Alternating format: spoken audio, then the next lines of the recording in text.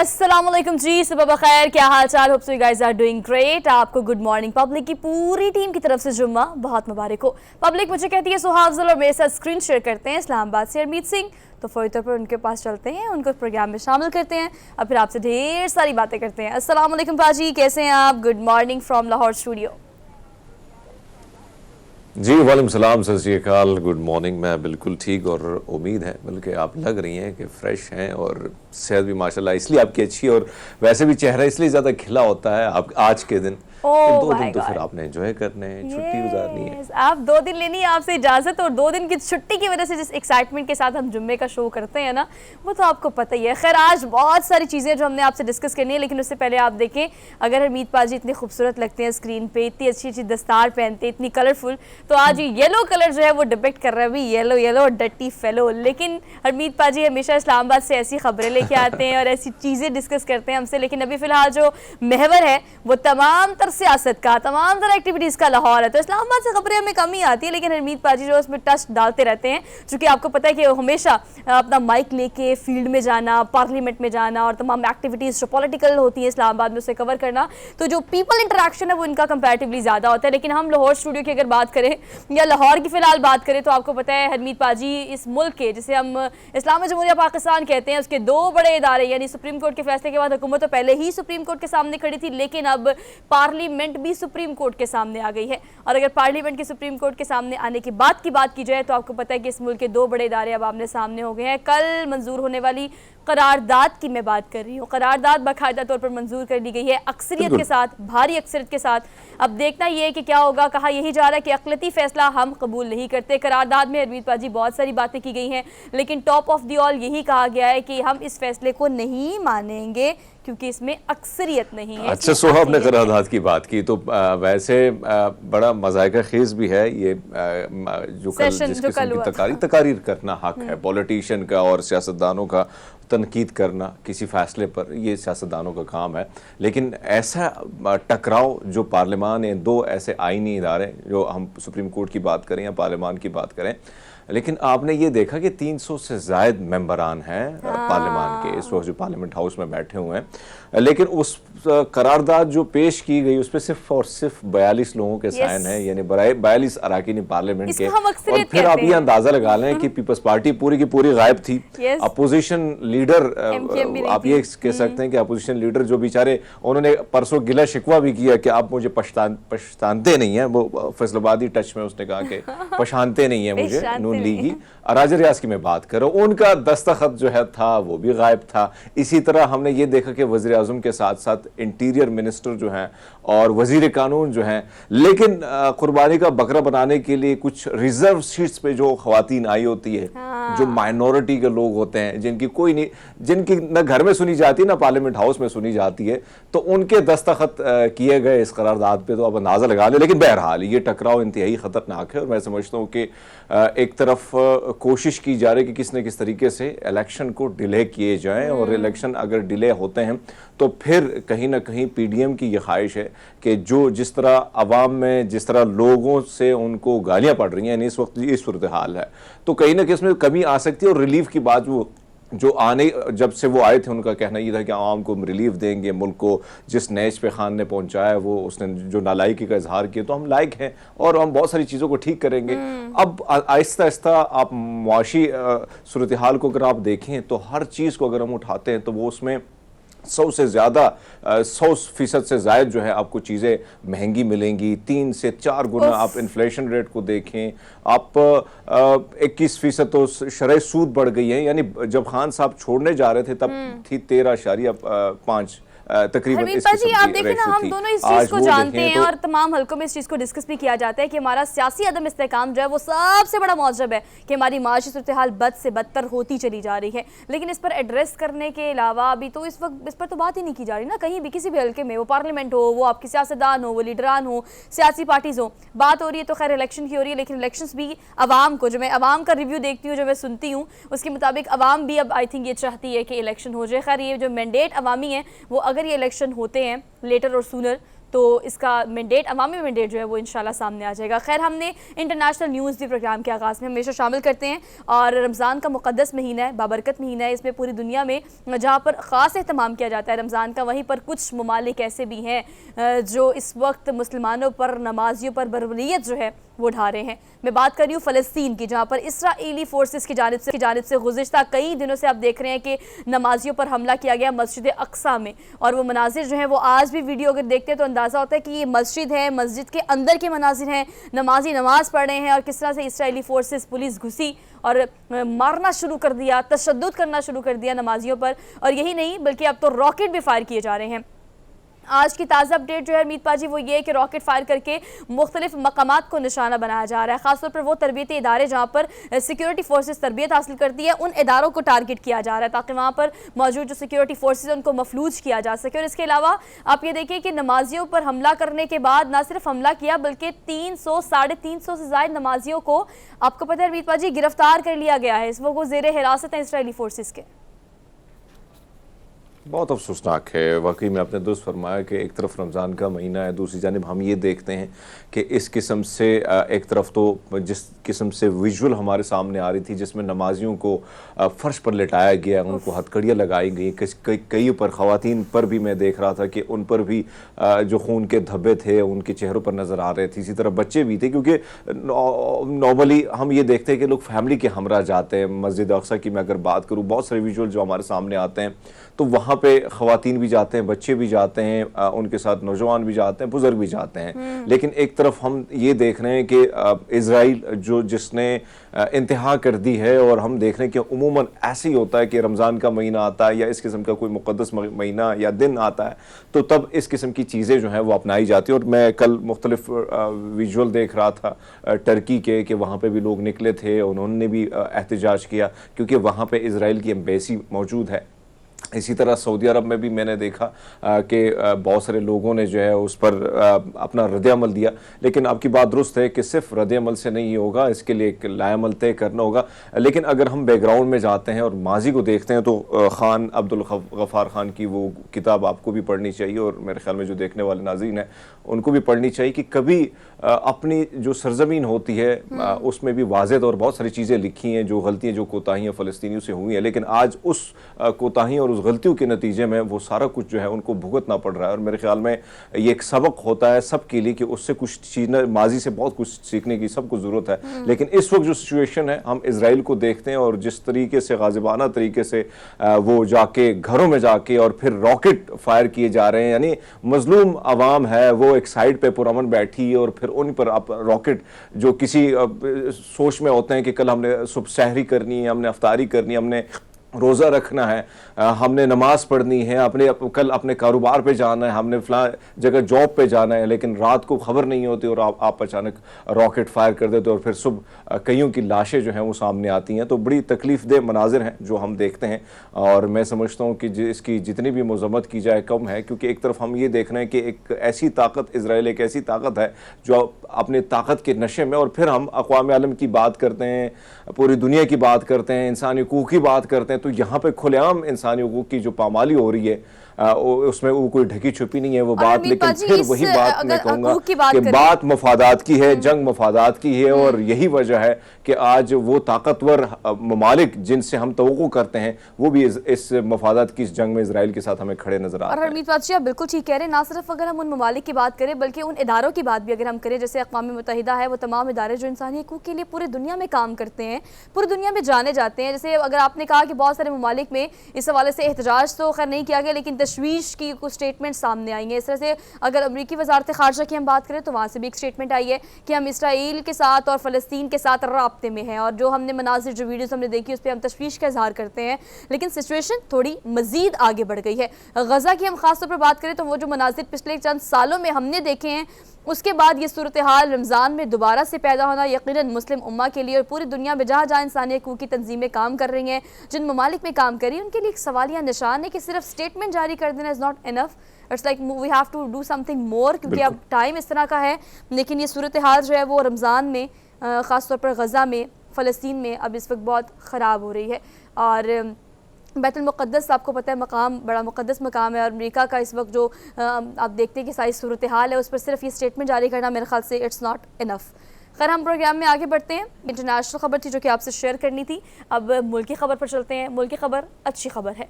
अच्छी खबर ये है कि आपको पता है कि हमने पाकिस्तान सुपर लीग को बहुत इन्जॉय किया, और उस वक्त ही जिस बात का चर्चा हो रहा था, बिकॉज एक सीरीज़ ख़त्म होती नहीं लेकिन हम तो एक्साइटेड हो जाते हैं अगली सीरीज़ के लिए, बिकॉज क्रिकेट एक ऐसा फ्लो है जो कि फ्लो में चलना चाहिए, रुकना नहीं चाहिए। So we don't want to stop it at all.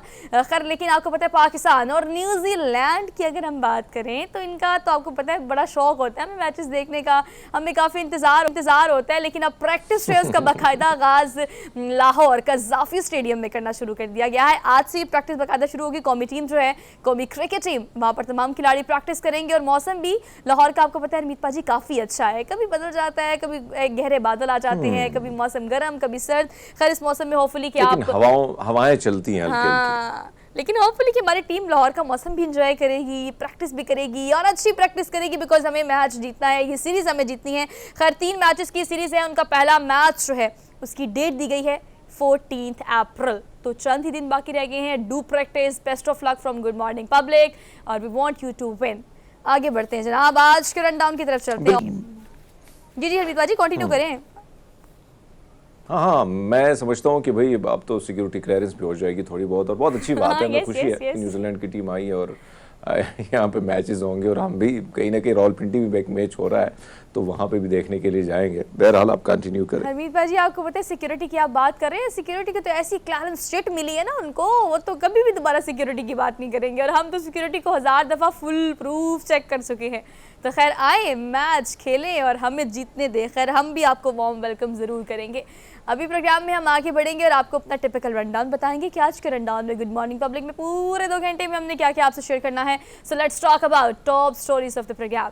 So top stories में टॉप ऑफ दी ऑल, सबसे पहले हम आपको बताएंगे कि पाकिस्तान की सियासी सूरत हाल में पाकिस्तान के 2 बड़े इदारे, यानी वे पार्लियामेंट की बात कर रही है और सुप्रीम कोर्ट की, जो कि अब एक दूसरे के आमने सामने आ चुके हैं। करारदाद मंजूर होने के बाद की सूरत हाल क्या होती है, इस पर आज के प्रोग्राम में इस सेगमेंट में हम डिटेल में बात करेंगे। इसके अलावा हम आगे बढ़ेंगे और आगे बढ़कर हमने बात करनी है, चूँकि ईद आ रही है और पिछली चंद ईदें हरमीत पाजी, वो इवेंट हो, वो ईद हो, बड़ी ईद हो, छोटी ईद हो, बैसाखी हो, कोई भी त्यौहार हो, आपको पता है हमने ये सारे त्यौहार बड़े बंद होकर बनाए हैं। मतलब कोविड-19 की वजह से, क्वारंटीन की एक बला जो हमारे सर पर आ गई थी, उसकी वजह से काफ़ी मुश्किलात हमें हुई। लेकिन मुझे ऐसा लगता है कि वो एहतियात जो हमने उस टाइम में की हैं, अब तो हमें उसका यूज टू हो जाना चाहिए, क्योंकि कहा उस वक्त भी हरमीत पाजी यही जाता था कि कोविड-19 जाएगा कहीं नहीं, यही रहेगा, लेकिन हम उसके साथ रहने के आदी हो जाएंगे, हम यूज टू हो जाएंगे, उसकी इंटेंसिटी कम हो जाएगी, लेकिन वायरस स्टिल एग्जिस्ट करेगा। सूरत हाल अभी भी ख़राब हो रही है। अगर लाहौर शहर की बात की जाए, कराची की बात की जाए, या मुल्क पाकिस्तान की बात की जाए, तो कोविड-19 के एक बार फिर से केसेस जो हैं वो सर उठाने लगे हैं।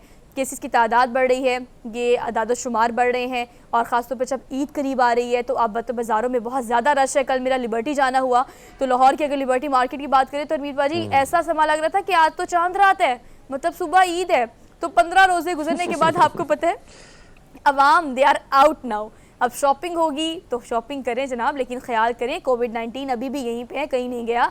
मास्क लगाएं, सैनिटाइज़र का इस्तेमाल करें, पीपल इंटरेक्शन जो है उसको ज़रा कंट्रोल करें, और बहुत सारी एहतियात जो करनी चाहिए वो करें। खैर इस पर हम डिटेल आज सेगमेंट करेंगे। डॉक्टर ज़ीशान हमारे साथ मौजूद होंगे, इस हवाले से हमें टिप्स देंगे, और जो अदाद शुमार बढ़ रहे हैं इस पर भी हम प्रोग्राम में बात करेंगे। और चूँकि जुम्मे का दिन है तो जुम्मे की मुनासबत से आपको पता है कि आज का एक सेगमेंट नात का, कलाम का, और ख़ूबसूरत सा समा बांधने के लिए एक नात खां हमारे साथ मौजूद होंगी, और उनसे हम कुछ ज़बरदस्त सा सुनेंगे और इस सेगमेंट को आज की गुड मॉर्निंग पब्लिक का हिस्सा बनाएंगे। Last but not the least, अगर हम रमज़ान की बात कर रहे हैं, ईद की तैयारियों की बात कर रहे हैं, तो फिर हम ख्वाबों की बात कैसे मिस कर सकते हैं। तो हम बात करेंगे इफ्तार की, लेकिन सबसे ग्रैंड इफ्तार कहाँ होती है, किसको खाने का। वैसे तो सबको ही खाने का इफ्तार पे बहुत ज़्यादा शौक होता है, लेकिन हम कुछ ऐसे शहर हैं जो पहचाने जाते हैं इस हवाले से कि वहाँ पर इफ्तार ऐसी होती है कि बस इफ्तार ही करनी है, इसके अलावा दुनिया में और कोई दूसरा काम नहीं है, और फिर सहरी का खाना भी इफ्तार में खाना है। अब वो कौन सा शहर है और वहाँ से क्या रिपोर्ट है, ये हम आपसे शेयर करेंगे आज के रन डाउन में। सो ये होगा हमारा आज का रन डाउन। अब चलते हैं अपने उस सेगमेंट की तरफ जिसके बाद हमें, यानी मुझे और हरमीत पाजी को लग रहा है हमारी मुलाजमतों को ख़तरा लाहक हो गया है आर्टिफिशियल इंटेलिजेंस की वजह से। हम चलते हैं डेली डोज की तरफ। पहला डेली डोज आपको देंगे। सो आज है Friday. So Friday daily dose की पहली खबर ये है कि इफ्तार तो हो रहा है, इफ्तार का एहतमाम भी हो रहा है, इफ्तारियाँ भी हो रही हैं, दस्तरखान भी लग रहे हैं मुख्तलिफ ममालिक में, मुख्तलिफ शहरों में। लेकिन कैन यू इमेजिन कि आपको लोग तो मेहमान नवाजी करते हुए दिखाई देंगे, कोई खजूरें पकड़ा रहा है, कोई समोसे पकौड़े इफ्तार करा रहे, लेकिन कैन यू सी लाइक आपने कभी रोबोट को देखा है कि वो सड़कों पर घूम फिर के इफ्तारी करा रहा हो? हम दिखाते हैं आपको सऊदी अरब के मनाजिर है जो कि हम टेलीविज़न स्क्रीन पर आपको दिखा रहे हैं। इफ्तार बांटने के लिए अब इंसानों की ज़रूरत नहीं रही, रोबोट जो है वो सड़कों पर आ गए हैं और सड़कों पर आकर वो इफ्तार की ट्रेस पकड़ी हुई है और कितने प्यारे लग रहे हैं। हरमीत पाजी कितना अच्छा लग रहा है इनको देख के। आप देखें, बस आप सोचें अब कोई ज़रूरत नहीं रही इंसानों की। Artificial intelligence is more than enough. Aahista Aahista ऐसे ही महसूस हो रहा है, ख़तरा बढ़ रहा है। लेकिन आपने दुरुस्त फरमाया, हाँ, हम अफ्तारी की जो अरेंजमेंट है दुबई में हम देखें या सऊदी अरब में बहुत बड़ी बड़ी अफ्तारियाँ जो हैं वहाँ पे करवाई भी जाती हैं और हमने मुख्तलिफ जो चीज़ें हमारे सामने आती हैं। लेकिन पहली बार रिपोर्ट जो हैं वो भाई मेहमान नवाजी कर रहे हैं और वो सारी चीज़ों को उन्होंने संभाला हुआ है। तो आप अंदाज़ा लगा लें कि अगर रिपोर्ट इस हद तक आगे बढ़ सकते हैं कि अफ्तारी का सिस्टम भी वो संभाल लें, तो फिर भैया बहुत सारी ऐसी चीज़ें हैं कि बहुत सारी ऐसी जॉब, बहुत सारे इदारे कि वहाँ पे अब इनको कोई रोक नहीं सकता और आहिस्ता आहिस्ता बड़ी तेज़ी आ रही है। लेकिन बहरहाल ये भी अच्छी बात है कि हम ये देखते थे, बल्कि इधर आज भी आपने देखा कि लाहौर के मुख्तलिफ शाहराओं में, इस्लामाबाद के मुख्तलिफ शाहराओं में हम देखते हैं कि स्टूडेंट्स हैं या मुख्तलिफ तंजीमों के लोग हैं, वो ख़ुद अफ्तारी जो है, ख़ुद उनकी जो अफ्तारी होती है वो मैंने ख़ुद जाके, क्योंकि बहुत सारी रिपोर्ट हमने उन पर बनाई है, तो उनकी बड़ी मुश्किल से होती है। लेकिन उनकी कोशिश होती है कि जितने भी मज़दूर हैं, जितने भी लोग हैं, उनको सबसे पहले अफ्तारी कराई जाए। तो ऐसे में अगर रिपोर्ट आए हुए हैं भाई, तो वो लोग जो कहीं ना कहीं अफ्तारी करवाते थे, तो अब वो रिलैक्स होकर अपनी भी अफ्तारी कर पाएंगे और दीगर लोगों के साथ जिनको उन्होंने अफ्तारी करानी उनके साथ मिल बैठ के अफ्तारी हो सकती है। तो बहरहाल अच्छी चीज़ भी है, लेकिन मैं और आप तो अप्रिशिएट कर रहे हैं, आपको पता है लोगों ने बहुत अप्रिशिएट किया। खासतौर पर आपको पता है रोबोट जो सड़कों पर आपको नजर आ रहे हैं, इनके हाथ में ट्रेस है, लेकिन इर्द गिर्द के जो लोग हैं जिनको इफ्तारी सर्व की जा रही है, दे आर सेइंग कि बड़ा अच्छा इनिशिएटिव है और हम बड़ा हैरान भी और बड़े खुश भी है कि हमारा मुल्क जो है वो इतना डेवलप्ड है और जो टेक्नोलॉजी है वो इतनी ज़्यादा उसका अमल दखल हो गया हमारी रोज़मर्रा ज़िंदगी में। तो गुड मॉर्निंग पब्लिक के व्यूवर्स जो हैं वो इस चीज़ के लिए तैयार हो जाए कि स्क्रीन के एक तरफ रोबोट पाजी बैठे होंगे और एक तरफ रोबोट सोहा, जिसे सना तो मुतारिफ कराई दी है इन्होंने, खैर अब सोहा भी बैठी होगी, तो आप यूज्ड टू हो जाए अब इन रोबोट्स को देखने का। लेकिन आर्टिफिशियल इंटेलिजेंस पर जो है ना वो 2-3 खबरें आज हमारे प्रोग्राम में हैं और इसका चर्चा आपने सोशल मीडिया पर भी खूब देखा होगा। तो इस हवाले से yes these are things are real, तो आप इसके बारे में ज़रूर सोचें कि आगे आने वाले दिन और आने वाले महीने, आने वाले साल हमारे लिए और हमारी आने वाली जनरेशन्स के लिए क्या होंगे। खैर हम प्रोग्राम में आगे बढ़ते हैं, अगली खबर आपको देते हैं। अगली खबर ये है कि कुछ लोग ऐसे होते हैं हरमीत पाजी जो अपनी ब्रांड की प्रमोशन के लिए या जो कारोबार वो करते हैं उसकी प्रमोशन के लिए दे कैन डू एनीथिंग। अब जनाब ये भी एक दर्जी हैं, अब ये दर्जी हैं, इनका ताल्लुक मलेशिया से है। इन्होंने क्या किया है, मलेशिया की सबसे ऊंची पहाड़ी जो है जिसको 100 मीटर की ऊंचाई है, जिसकी 4100 मीटर की बात कर रही हूँ मैं, आपको पता है उन्होंने वो पूरी पहाड़ सर किया है पेंट कोट पहन के, मतलब 3 पीस सूट, जिसको मेरे ख्याल से हमें शो में भी पहनना पड़ेगा। हरमीत पाजी की ज़्यादा कोशिश यही होती है कि ज़रा कैजुअल बंदा बैठ के शो वो करता है, क्या ज़रूरत है इतना सूटेड बूटेड होने की। लेकिन वैसे बड़ा मुश्किल होता है, मुझे तो टाई बांधना और बड़ा मुश्किल होता है मेरे लिए। आपने भी देखा होगा, बड़ा सिंपल से कोट पहन के बैठ जाता हूँ। लेकिन आप ये देखें, क्योंकि मुझे जो ये पहाड़ी नज़र आ रही है, ये मुझे गिनतिंग हाईलैंड की पहाड़ी नज़र आ रही है जो सबसे ऊंची है। हाँ, और कई दफ़ा हम जब ड्राइव करते थे उसके लिए जाते थे, तो ये वहाँ पे जाना, और एक और चीज़ वहाँ पे बारिश बहुत होती है, यानी हर 2 घंटे या 3 घंटे बाद मलेशिया के मुख्तलिफ स्टेट में बारिश होती है और बारिश कमाल की बारिश होती है, तूफानी बारिश होती है। तो ऐसे में पेंट कोट पहन के आप पूरी ड्रेसिंग करके, यानी किसी ब्याह पे आप जा रहे हो ऐसा लग रहा है। लेकिन बाजी ने कर दिया यार, ये देखें ना, बाजी का तो हाइट ऑफ ब्रांड की प्रमोशन उन्होंने बड़े कमाल से कर दी कि पाकिस्तान में उसका जिक्र हो रहा है। और आप देखिए कि हाइट ऑफ कॉन्फिडेंस चेक करें, देखिए आप ऑब्वियसली आपको पता है जो कोहे पेमा होते हैं उनके पास प्रॉपर किट होती है, प्रॉपर शूज होते हैं, प्रॉपर कॉस्ट्यूम होता है जो वो पहनते हैं और उसके बाद किसी भी पहाड़ी को सर करते हैं। लेकिन आप देखिए उनके इर्द गिर्द जो लोग हैं वो अपने कॉस्ट्यूम पे हैं, लेकिन ये जनाब ने 3 पीस सूट पहना और 4100 मीटर बुलंद ये ऊंचाई वाला जो पहाड़ है ये उसको सर करने वाले पहले शख्स बन गए हैं। और आपको पता है इनका सिर्फ मकसद क्या था, जो मैंने शुरू में जिस चीज़ का जिक्र किया है, अपने ब्रांड की प्रमोशन करना, कि देखो मैं वो दर्जी हूँ। अब किसी ने कपड़े सिलवाने होंगे ना हरमीत पाजी, खासतौर पे आप तो मलेशिया में रहे हुए हैं, तो आपने जो अच्छा बताया ना पूरा स्केच करके कि वहाँ की सीन और वहाँ की बारिश और वहाँ पे ये पहाड़ जिसका आपने नाम लिया, ऑब्वियसली वहाँ के लोग कहेंगे उनसे कपड़े सिलवाने हैं जिसने पेंट कोट पहन किया, 3 पीस सूट पहन के पहाड़ सर किया था।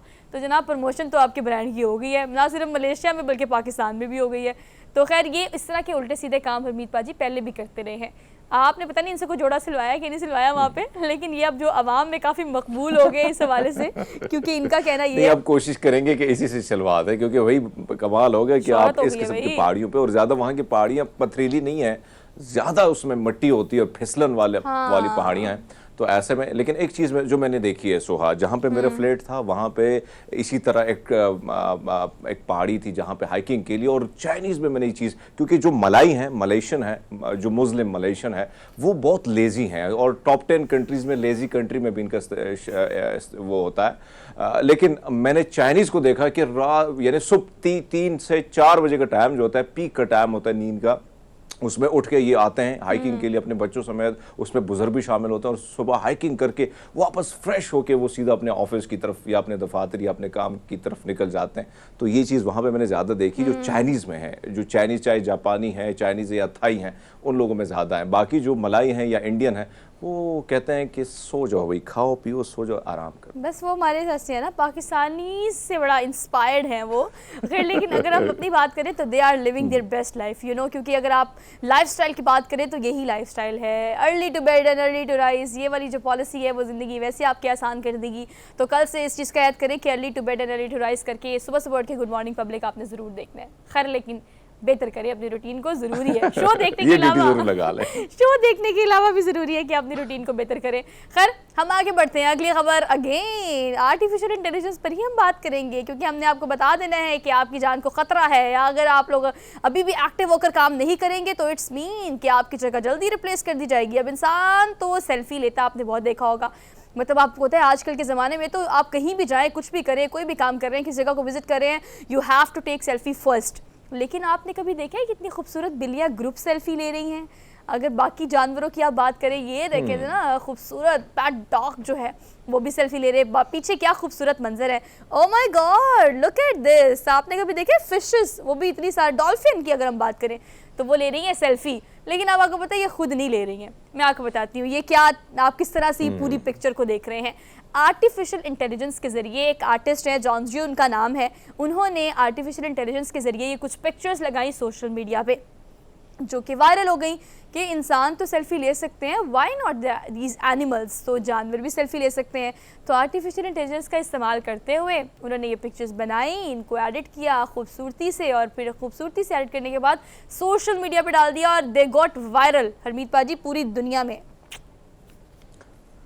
बिल्कुल आपकी बात दुरुस्त है कि एक तरफ तो बड़ी मजे की लग रही हूँ, ऐसा लग रहा है कि रियलिटी की बड़ी करीब है, लेकिन आर्टिफिशियल इंटेलिजेंस की बात करें तो कल की बात है, मैं वैसे कुछ चीज़ें सर्च कर रहा था और मैंने एक ऐप खोली, और यकीनन सोहा आप भी उसका इस्तेमाल करेंगी ना, आप जो सोचेंगी और जो लिखेंगी वही तस्वीर जो है वो आपके सामने आ जाएगी, और बड़ी कमाल की वो सारी चीज़ें। तो हम देख रहे हैं कि तरक्की बड़ी तेज़ी से हो रही है, चीज़ें बड़ी आसानी से हो रही हैं। आप इसको देखें, ये जो विजुअल हैं इसमें भी अंदाज़ा हो रहा है कि बिल्कुल ये कहीं रियलिटी के बिल्कुल करीब भी लग रही हैं। और अगर हम इस पर बात ना करते तो मेरे ख्याल में बहुत हमारे जैसे मुझ समेत और आप समेत बहुत सारे लोगों को ना पता होता कि शायद हो सकता है, क्योंकि दुनिया तरक्की पे है और सेल्फी का रुझान बहुत ज्यादा है, तो भैया ये जानवर पीछे कैसे रह सकते हैं, लेकिन फिर भी हम वही बात आर्टिफिशियल इंटेलिजेंस के जरिए ना इन पिक्चर्स को बनाने का एक मकसद और भी है। आपको पता है इस रुझान में इंसानों के साथ साथ अब जानवर भी बिल्कुल आगे हैं। आपको पता है अपने डेली डोज में हमने बहुत सारी खबरें ऐसे दी हैं, वो तोता याद है आपको जो टैब पे बड़े आराम से अपने जैसे तोतों को लगाकर देख रहा था, एक दो बंदर की खबर भी हमने दी, उनको बड़ा शौक है जनाब फ़ोन पकड़ने का। तो अब आपको पता है खासतौर पर अगर इंसान, मतलब ओबियसली हम पेट्स रखते हैं घर में, जो पेट है वो तो चले उनको पता है कि how to use mobile, how to use tab, how to use laptop, लेकिन अब जानवरों में भी ये शौक बढ़ता चला जा रहा है। आर्टिफिशियल इंटेलिजेंस की बजाय ये टेक्नोलॉजी जो है वो इंसानों के बाद अब आहिस्ता आहिस्ता जानवर भी इसके शौकीन होते चले जा रहे हैं। खैर ये खबर आर्टिफिशियल इंटेलिजेंस की थी जो कि हमने आपको दी। अब हम प्रोग्राम में आगे बढ़ेंगे, अगली खबर आपको देंगे। अगली खबर जो है वो इंटरेस्टिंग भी है, हैरान कुन भी है, डराने वाली भी है। आप सोचें 2 साल तक एक पादरी हैं और जनूबी अफ्रीका से उनका ताल्लुक़ है। अब आप सोचें कि 2 साल तक उनको दफनाया ही नहीं गया, उनकी लाश को मुर्दा खाने रखा गया। और क्यों रखा गया वो मैं आपको बताऊंगी, तो फिर आपको अंदाज़ा हो जाएगा कि हमने खबर आपको क्यों दी है। एक तो ये खबर हैरानकुन इसलिए कि 2 साल तक आप किस तरह से एक लाश को सेव कर सकते हैं, मुर्दा खाने में उसको सेव किए रखा, अब दफनाया क्यों नहीं। एक्चुअली उनके 2 बच्चे हैं और एक इनकी बीवी है। बीवी कहती है मुझे आया था ख्वाब और मुझे ख्वाब में ये आया था कि इन्होंने ज़िंदा होना है, तो इसीलिए पहले 1 महीना गुजरा, 2 महीने गुजरे। वो खातून तो पहले रोज़ाना मुर्दा खाने आती थी, वहाँ पर दुआ करती थी। 2-3 महीने के बाद आपको पता है बाजी फिर कहाँ कहाँ रोज़ आया जाता है, मरने वाले मर जाते हैं। आपको पता है मैंने एक जगह कल पढ़ा था, बड़ी खूबसूरत सी बात है, बल्कि इससे बहुत ज़्यादा रिलेटेड नहीं है लेकिन मुझे लगता है कि शो में कोट कर देनी चाहिए। रोटी सबसे बड़ा गम है, कल मैंने कहीं पढ़ा। और वो क्यों कि जब इंसान कोई मर जाता है या कोई आपके करीबी जो है वो इस दुनिया से चला जाता है, तो उसके बाद आपको पता है आप खाना तो नहीं छोड़ सकते। आपने पहली दफ़ा कुछ खा लिया किसी के जाने के बाद, तो आपको पता है आपका गम छू मंतर हो जाएगा। तो रोटी से बड़ा गम कोई नहीं है। जब आपने कुछ खा लिया मतलब आप ज़िंदगी की तरफ वापस चले गए। तो अगर आप ज़िंदा हैं, जाने वाले चले जाते हैं, सब्र आ जाता है। खैर, लेकिन आप इस खबर की हम ख़ास तौर पे बात करें तो 2 साल तक इंतज़ार करना सब्र के साथ ये बड़ी बात है। लेकिन मरने वाले मर जाते हैं, खा वो उनका ताल्लुक किसी भी धर्म से हो। हम ये जानते हैं कि जिसकी जान एक दफ़ा निकल गई वो निकल गई, लेकिन ये क्रिश्चियन कम्युनिटी से इनका ताल्लुक है और जनूबी अफ्रीका से ये पादरी हैं जो बड़े मशहूर थे, वहाँ पर इनको बड़ा माना जाता था। और लेकिन अगर मुर्दा खाने की हम बात करें तो वहाँ पर उन्होंने कहा कि अब हम इसको नहीं रख सकते, मज़ीद हमने कानूनी कार्रवाई करनी है, अदालत से रुजू किया। बहुत हो गया भाई, बहुत हो गया बाजी, जिंदा नहीं हो रहे हैं। तो फिर अदालत से बात आपकी दुरुस्त है। मैं बहुत सारे अफ्रीकन और इन लोगों के ना, मुझे याद है मैं एक दफ़ा ये हुआ था कि बस स्टॉप पे बैठा था।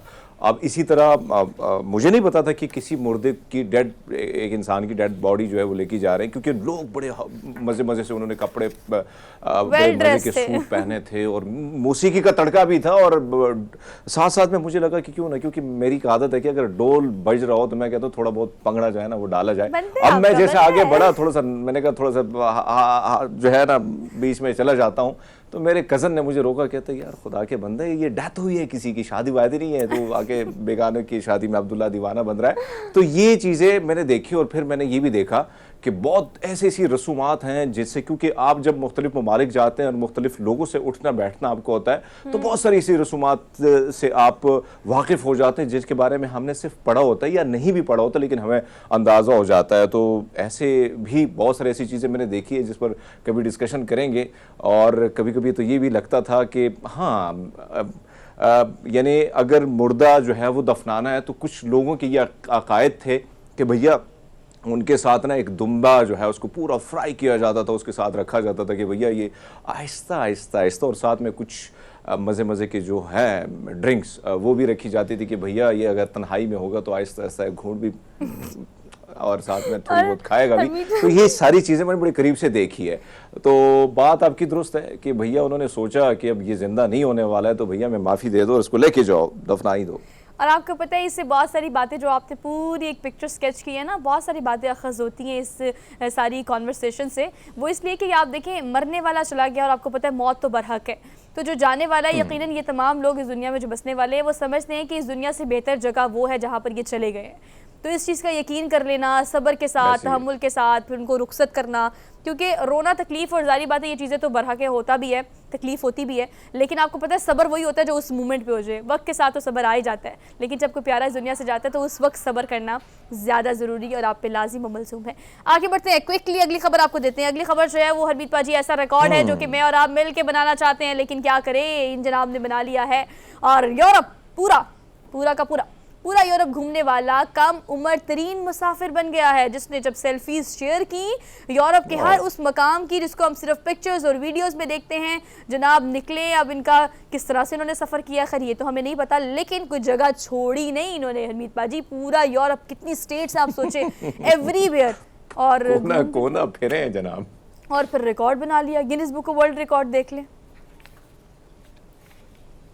वाकई में फिरने टुरने का वैसे शौक तो बहुत लोगों को होता है और फिर बहुत सारे लोग ये सोचते हैं कि क्यों ना रिकॉर्ड का हिस्सा बना लें, लेकिन कम उम्र है, छोटी सी उम्र में सब कुछ देख लेना।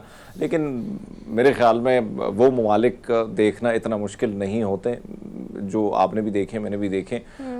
यहाँ पे थोड़ी सी मुश्किलात होते हैं, ट्रैवल करना, रास्ते ख़राब हैं, ये है वो है, लेकिन बहुत सारी चीज़ें जो हैं बड़ी आसानी से वहाँ हो जाती है और बड़ी आसानी से आप अपने मंजिल की ओर बढ़ते भी जाते हैं और मंजिल की तरफ पहुँच भी जाते हैं। तो मेरे ख्याल में उन्होंने रिकॉर्ड बना दिया, रिकॉर्ड का हिस्सा बन गया और आज हम उस पर बात कर रहे हैं। लेकिन भाई ये छोटे मोटे रिकॉर्ड हैं भाई, सोहा टाइम निकाला, ये रिकॉर्ड बनाए जा सकते हैं। हाँ, इसलिए तो मैं कह रही हूँ आप और मैं मिलकर ये रिकॉर्ड बनाना चाहते हैं। और आप बिल्कुल ठीक कह रहे हैं कि यूरोप पे रहने वाला, if you are living in Europe, तो आपको पता है एक स्टेट से दूसरी स्टेट, दूसरी तीसरी स्टेट में जाना, ये रिकॉर्ड बनाना कंपैरेटिवली आसान है। मुश्किल तो हमारे लिए है, लेकिन मुझे इस बात का यकीन है गिनीज बुक वर्ल्ड रिकॉर्ड दे के हमारा कोई ना कोई रिकॉर्ड बन जाना है कि ऐसा प्रोग्राम पाकिस्तान का गुड मॉर्निंग पब्लिक जिन्होंने सबसे ज़्यादा गिनीज बुक वर्ल्ड रिकॉर्ड दे के अपना एक रिकॉर्ड बना लिया है। खैर, हम भी बनाएंगे एक दिन रिकॉर्ड। अब हमने लेनी है आपसे ब्रेक, वापस आते हैं। Keep watching good morning public. Welcome back after the break. मुल्क की सियासी सूरत-ए-हाल पर बात करने के लिए मज़हर अब्बास साहब हमारे साथ मौजूद हैं, सीनियर एनालिस्ट हैं। उनको आज के प्रोग्राम में खुशामदीद कहते हैं। अस्सलाम वालेकुम सर। जी वालेकुम सलाम sir, thank you so much for joining us this morning. Sir, कल की करारदाद पर क्या कमेंट करेंगे आप? क्योंकि अगर बात की जाए सुप्रीम कोर्ट के फैसले के बाद तो हुकूमत पहले ही सुप्रीम कोर्ट के सामने खड़ी थी, लेकिन अब अदालत भी सामने आ गई है, तो मुल्क की दो बड़े इदारे इस वक्त सामने आ गए हैं। करारदाद अक्सरियत के साथ मंजूर की गई, लेकिन वो अक्सरियत 40-42 बस इतनी थी। आप क्या समझते हैं इस हवाले से? जी, अगर कौमी असम्बली की टोटल स्ट्रेंथ देखें तो वो अक्सरियत नहीं अक़लियती थी। तो अब अक्सरियत जो है, इसका एक कॉनोटेशन तो ये है कि क्या अक्सरियत इस करारदाद के खिलाफ थी? हाँ, दैट्स अ पॉइंट। हाँ, दूसरा ये जिस तरह, क्योंकि आजकल हमारे यहाँ ये बहस चल रही है ना कि अक़लियती फैसला था कि अक्सरियती फैसला था। बिल्कुल ठीक। इसी तरह पार्लियामेंट में अगर आपने कोई ऐसी अव्वल तो मुझे ये करारदाद मेरा ख्याल है ये काबिल अमल भी नहीं है, इसकी कोई ज़रूरत ही नहीं थी। और करारदाद में जो चीज़ें थी वो बड़े आराम से आप रिव्यू में ले जा सकते थे।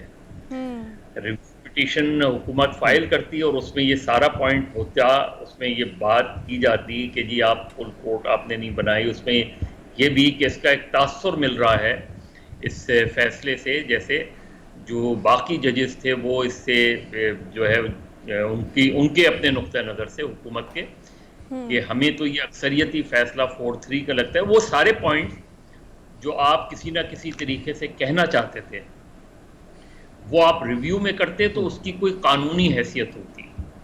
इस करारदाद की ना कोई कानूनी हैसियत है, ना इस करारदाद का सिवाय इसके कि चैनल्स पे हम इसको डिस्कस कर रहे हैं, इसके कोई पॉलिटिकल कॉनोटेशन एज सच नहीं है। इसका हमें पॉलिटिकली नुकसान ज़्यादा नज़र आता है। इसमें इदारों के अंदर एक तसादुम नज़र आता है।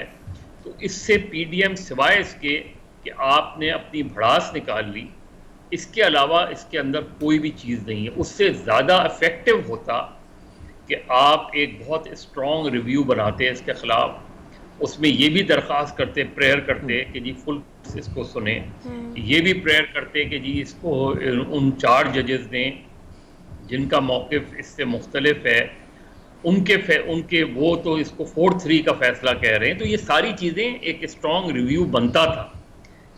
और बाकी तो पॉलिटिकल स्पीचेस अपनी जगह होते हैं। देखिए पार्लियामेंट में आप कोई भी तकरीर करें, आप मज़हर साहब जी अरवी मज़हर साहब, अगर हम देखें एक तरफ तो हमने कल देखा कि लाइन ऑफ कंट्रोल का जो है वो आर्मी चीफ साहब ने दौरा किया और वो तस्वीर भी टेलीविज़न की स्क्रीन पर आई। फिर हम ये देख रहे हैं कि कौमी सलामती कमेटी का इजलास आज बुलाया गया है।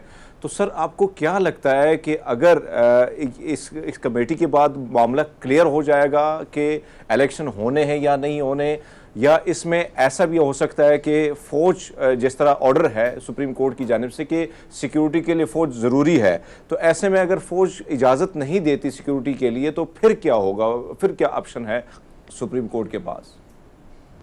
देखिए, ये जो कल करारदाद आई है वो उस करारदाद को मैं इसीलिए कह रहा हूँ कि एक तो काबिल अमल नहीं है और इसने एक तसादुम की सूरत हाल को और संगीन कर दिया है। इससे बेहतर था कि आज नेशनल सिक्योरिटी कमेटी का इजलास होता। मुझे नहीं पता उसमें क्या बात आएगी, एलामिया क्या जारी होगा, लेकिन जाहिर है अगर सिक्योरिटी के हवाले से कोई संजीदा चीज़ आती है, कोई सीरियस चीज़ आती है, तो उसमें उसका भी एक तरीका है कि मिनिस्ट्री ऑफ डिफेंस के थ्रू सिक्योरिटी कमेटी जो है वो सुप्रीम कोर्ट में ये जो है वो अपनी राय दे कि सूरत हाल जो है इतनी संगीन है, जो भी उनका मौक़िफ़ हो वो दे उसके अंदर।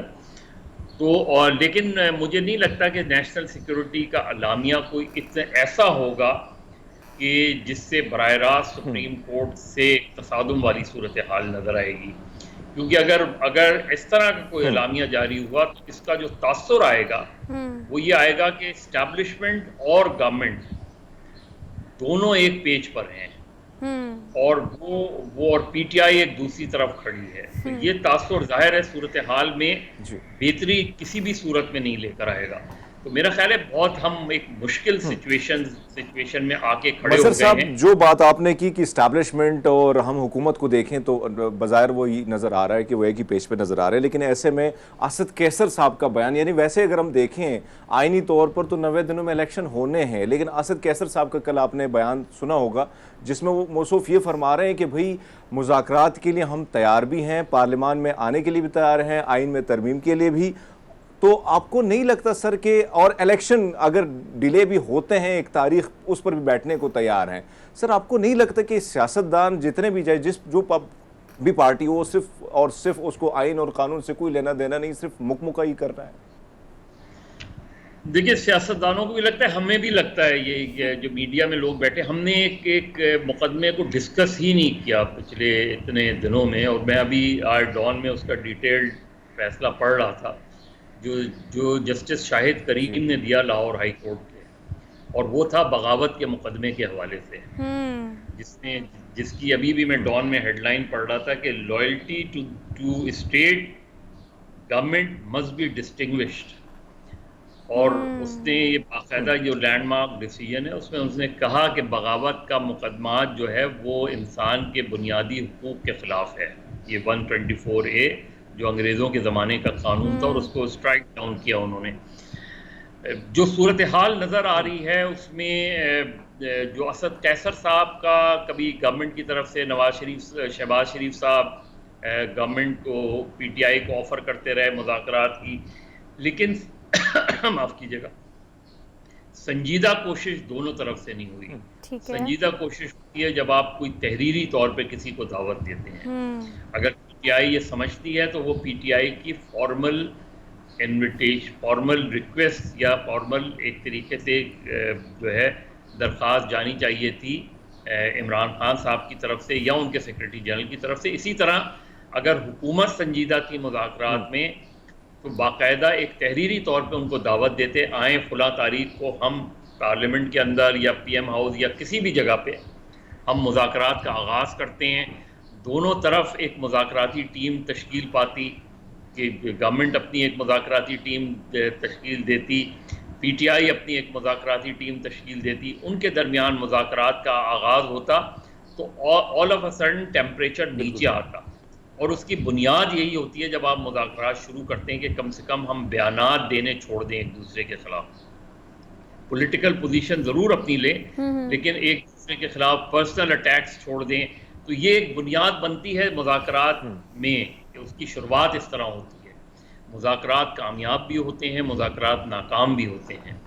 जब डॉक्टर ताहिरुल क़ादरी ने धरना दिया था ग़ालिबन 2011 में या 12 में, उस धरने की बात नहीं कर रहे जो इमरान खान और ताहिरुल क़ादरी साहब ने दिया था, जो ताहिरुल क़ादरी साहब खुद आए थे उससे पहले जगह जो था पीपल्स पार्टी के टाइम, उसमें बाकायदा चाहे कमर ज़मान कायरा इन कंपनी, इन्होंने जाके उनके कंटेनर के अंदर मुज़ाकरात किए ताहिरुल क़ादरी साहब से और अल्टीमेटली फिर वापस गए।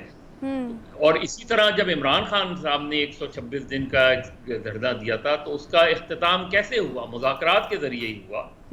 जुडिशल कमीशन बना, उसकी रिपोर्ट आई। तो ये सारी चीज़ें जो थी ये इन 12 महीनों में हमने नहीं देखी। सर आप ठीक कह रहे हैं, सॉरी फॉर द इंटरप्शन, आप ठीक कह रहे हैं कि 2 वे कम्युनिकेशन होनी चाहिए। सर इस पर कमेंट कीजिएगा कि सारी सूरत हाल में एक और चैलेंज हुकूमत को इस वक्त है जो अपने लिए मुश्किलात खड़ी करने के दर पे है कि आपको पता है 21 अरब रुपया देना है, उसके लिए भी अगर डेडलाइन है 10 अप्रैल की कागजात नामजदगी जमा भी कराने हैं। और अगर आसिफ अली ज़रदारी की बात की जाए तो वो इस पर काम कर रहे हैं, वो वहाँ पार्लियामेंट में भी नहीं आ रहे और लिंक से खिताब भी कर रहे हैं, आवाम को तैयार भी कर रहे हैं और अपने उम्मीदवारों को भी तैयार कर रहे हैं। सर अगर ये भी नहीं करती हुकूमत 21 अरब रुपया तो सर एक और कार्रवाई का सामना करना पड़ सकता है हुकूमत को सुप्रीम कोर्ट की जानिब से। जी बिल्कुल करना पड़ सकता है। अगर इलेक्शंस वक्त पे नहीं होते और 11 तारीख को इलेक्शन कमीशन ने एक अपनी रिपोर्ट सप्लीमेंट्री रिपोर्ट जमा करानी है सुप्रीम कोर्ट में कि उन्हें वो फंड्स और इसके हवाले से क्या सूरत हाल है, तो अगर अगर अगर 10 तारीख तक उन्हें नहीं मिलते फंड्स तो वो एक रिपोर्ट जमा करा देंगे कि जी नहीं मिले अब तक सेक्रेटरी फाइनेंस से। अब उस पर जाहिर है हुकूमत जो है अंडर प्रेशर भी आएगी और कंटेम्प्ट का सामना भी करना पड़ सकता है। और ये याद रखें, कंटेम्प्ट गालिबन सिर्फ प्राइम मिनिस्टर के खिलाफ होगा बीइंग ए चीफ एग्जीक्यूटिव, क्योंकि ये उनकी रिस्पॉन्सिबिलिटी है, वो गवर्नमेंट के हेड हैं और the head of the government जो है उनको बुला के, क्योंकि फाइनेंस डिपार्टमेंट से अगर सुप्रीम कोर्ट पूछेगी वो कह देंगे जी गवर्नमेंट की अप्रूवल ही नहीं थी इसमें। तो अगर गवर्नमेंट की अप्रूवल नहीं होगी तो सेक्रेटरी फाइनेंस हो सेक्रेटरी डिफेंस हो can't act on their own. तो उनको कंटेम्प्ट का सामना नहीं करना पड़ेगा, अल्टीमेटली प्राइम मिनिस्टर। और अब तो सिचुएशन और भी एग्रीवेट हो गई है। ठीक है मतलब साहब बिल्कुल ठीक कह रहे हैं आप। Thank you so much for joining. और आपकी एक बात बिल्कुल ठीक है, हेड ऑफ द स्टेट यानी वज़ीर आज़म पाकिस्तान की आप बात करें तो उनको ही तौहीन अदालत के इस केस का सामना करना पड़ सकता है अनटिल और अनलेस अगर डेडलाइन को मीट नहीं करेंगे तो। हमने एक ब्रेक लेनी है, वापस आते हैं, देखते रहिए प्रोग्राम जिससे हम कहते हैं good morning public. Welcome back after the break. So basically जहाँ पर हम रमज़ान की बात कर रहे हैं, ईद की बात कर रहे हैं, ईद की तैयारियों की बात कर रहे हैं, तो एक ऐसी अलार्मिंग सिचुएशन भी हमारे सर पे जिसके बारे में बात करना बहुत ज़्यादा ज़रूरी है। चूँकि पिछले 3 साल हमने कोविड-19 के साथ गुजारे, उसमें क्वारंटीन हो, ईदें हो, शबरातें हो या कोई भी ऐसा इवेंट हो, आपको पता है हमने बहुत एहतियात की है। लेकिन अब देखने में ये आ रहा है कि 15 रोज़े गुजरने के बाद जो बाज़ारों में रश है, जो मार्केट्स में है, जो मॉल में है, एहतियात तो कहीं दूर दूर तक नज़र नहीं आ रही। तो प्रिकॉशंस कितनी ज़्यादा करना ज़रूरी है कोविड-19 की वजह से, क्योंकि जहाँ पर एहतियात नहीं की जा रही इसी वजह से एक बार फिर से पाकिस्तान में कोविड-19 के केसेस जो हैं वो बढ़ रहे हैं। क्योंकि पहले भी यही कहा जाता था कि केसेस जो हैं या कोविड-19 वायरस की बात की जाए तो ये वायरस कहीं नहीं जाएगा, इधर रहेगा, या तो हमारा इम्यून मजबूत हो जाएगा या we just used to fit to living with this. लेकिन हमें क्या एहतियात करनी चाहिए, किन किन चीज़ों का ख्याल रखना चाहिए अगर इन केसेस को हमें कंट्रोल करना है, हमारी एज ए इंडिविजुअल क्या जिम्मेदारी है, इस पर हम डिटेल में बात कर लेते हैं। प्रोफेसर डॉक्टर ज़ीशान दानिश हमारे साथ स्टूडियोज में मौजूद हैं, उन्हें आज के प्रोग्राम में वेलकम कहते हैं। अस्सलाम वालेकुम सर। जी वालेकुम सलाम, thank you so much for being here. Thank you for inviting. Sir एक बार फिर से मतलब मैंने तो कल ये रेशो देखी तो मैं तो हैरान होगी, ये रेशो मेरे ख्याल से 1.37 है जो कि अब आगे मज़ीद बढ़ रही है लाहौर, कराची, इस्लामाबाद में। सर इसकी एक बेसिक वजह तो ऑब्वियसली वायरस एग्जिस्ट करता है दुनिया में भी और पाकिस्तान में भी, लेकिन हमने बड़े अच्छे से इसको फाइट किया था just because of the precautions. अभी केसेस ज़्यादा हो रहे हैं बिकॉज ईद की शॉपिंग के लिए, इफ्तारियों के लिए लोग बाहर निकल रहे हैं और वो ट्रांसमिटेशन हो रही है। जी इसमें सबसे बड़ी वजह ये है कि जो वायरस है उसके साथ हमें रहना पड़ेगा, ये हमारी ज़िंदगी के साथ for the rest of the life. Yes, so that's why इसकी वैक्सीन्स भी आ गई हैं, इसकी ट्रीटमेंट जो है वो भी आ गई हैं, एंटीवायरल ड्रग्स भी आ गई हैं। लेकिन वो केसेस जो कि इस वक्त कैरियर के तौर पे एग्जिस्ट करते थे मार्केट के अंदर या सोसाइटी में, वो केसेस जब अब जैसे ही लॉकडाउन खुला है वो जब आए हैं तो उसकी वजह से फिर ये कैरियर जो है दोबारा से जो है वो स्प्रेड होना शुरू हो गया है। अब अलार्मिंग सूरत हाल इस तरह से डेवलप हुई है कि जैसे ख़ास तौर पे रमज़ान के जैसे ही लॉकडाउन ओपन हुआ, ट्रांसपोर्टेशन ओपन हुई, एयरपोर्ट्स ओपन हुए, मार्केट्स ओपन हो गई, तो वो लोग जो कि कैरियर्स थे वो मार्केट में आए हैं, तो उसकी वजह से ये केसेस बढ़ना शुरू हो गए। जैसे पाकिस्तान में पिछले दिनों में पिछले 1-2 दिन पहले एक डेथ हुई है और जो है वो साउथ कोरिया में तकरीबन 9 के करीब जो है वो डेथ्स हुई हैं। लेकिन अभी भी पाकिस्तान के अंदर वो सूरत हाल नहीं है जो दुनिया में। अमेरिका इस वक्त भी सबसे ज़्यादा केसेस जो है वो रखता है, वो तकरीबन कोई 2000 के करीब जो केसेस हैं डेथ्स जो हैं वो अमेरिका में हो चुकी हैं इस वक्त एक्टिवली।